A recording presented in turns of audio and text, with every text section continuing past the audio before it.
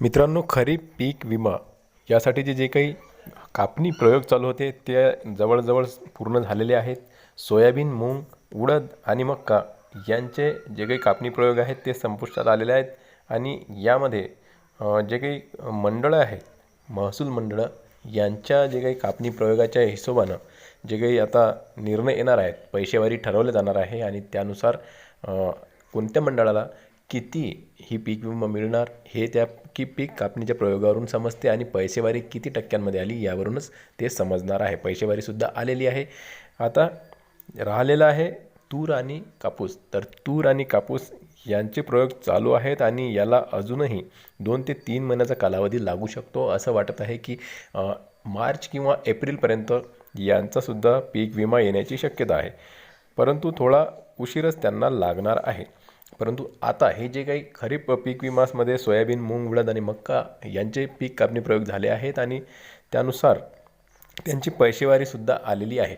आता ही पैसेवारी खूप साऱ्या जिल्ह्यांची अलग अलग आलेली आहे आणि यामध्ये जे काही जिल्ह्यांचे नावं मी तुम्हाला सांगणार आहे, जसं की परभणी, जिंतूर, सेलू, मानवत, पाथरी, सोनपेठ, गंगाखेड आणि पूर्णा, पालम आणि इतर नांदेड आहे, अर्धापूर आहे, त्याचबरोबर कंधार आहे, लोहा आहे, भोकर आहे, मुदखेड आहे आणि त्याचबरोबर आहे हदगाव.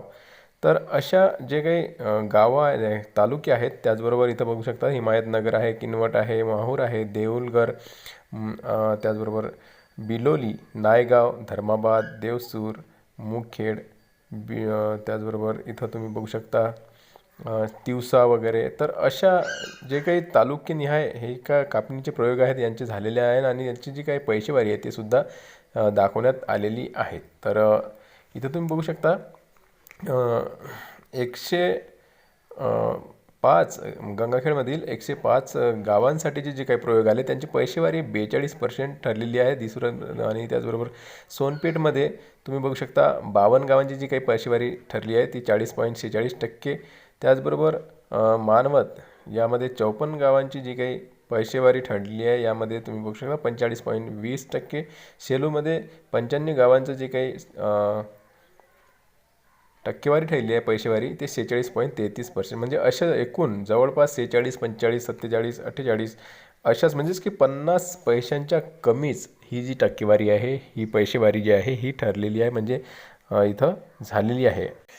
तुमच्या महसूल मंडळामध्ये किती गावं आहेत आणि त्यांची पैसेवारी किती आलेली आहे यावरूनच तुम्हाला पीक विमा मिळणार आहे. आता नुकसान भरपाई कशी मिळणार आहे ते बघा. जर 50% खाली जर पैसेवारी आली तुमच्या महसूल मंडळाची, तर मग तुम्हाला हे जे काही पीक विमा आहे याचे जे काही पैसे आहेत हे तुम्हाला जास्त प्रमाणात मिळणार आहेत. होऊ शकतात की हेक्टरी 17,500 रुपयाच्या आसपाससुद्धा तुम्हाला रक्कम मिळू शकते. तर आता बघा, काही जे काही जिल्हे आहेत किंवा तालुके आहेत त्यांमध्ये खूप गावांमधील जे काही पैसेवारी आहे हे 50 पैशापेक्षा कमी आलेली आहे पैसेवारी. तुम्ही बघू शकता बुलढाणा जिल्ह्याचा आपल्याकडे एक डेटा आलेला आहे आणि सन 2025-26 या खरीप हंगामातील बुलढाणा जिल्ह्यातील एकूण 1420 गावांमध्ये अंतिम पैसेवारी खालीलप्रमाणे जाहीर करण्यात आली आहे, झाली आहे.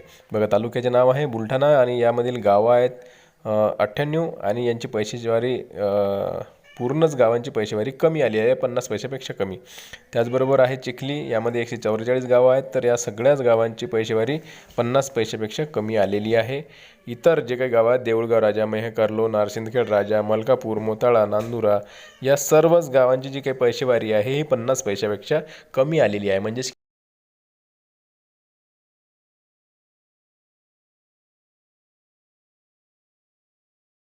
या गावातील जे काही शेतकरी आहेत यांना पूर्णचे पूर्ण सरसकट किंवा मग 17,500 जे काही मुख्यमंत्री साहेबांनी सांगितलेलं आहे त्यानुसार यांना पैसे मिळू शकतात. परंतु एक गोष्ट आणखीन लक्षात घ्या की हा जो काही डेटा आहे हा पूर्ण आता आलेला आहे आणि केंद्राकडे पाठवण्यात आलेला आहे आणि केंद्राकडून हा डेटा पोर्टलवर टाकण्यात येईल आणि त्या तो निधी नंतर तिथून मग आपल्या सर्वांच्या खात्यामध्ये, सर्व शेतकऱ्यांच्या खात्यामध्ये जमा करण्यात येईल. अशा प्रकारची ही प्रोसेस आहे. तर आता याला येणार कधी, तर 12 जानेवारीपासून हे आपल्या खात्यामध्ये येण्यास सुरुवात होणार आहे असं वाटत आहे, किंवा मग होऊ शकते थोडा टाईमसुद्धा लागणार. 15 ते 20 तारखेपासून सुद्धा आपल्या खात्यामध्ये हे पैसे येण्यास सुरुवात होणार आहे, कारण की आता सर्व त्यांची जी काही प्रोसेस आहे हे चालू झालेली आहे.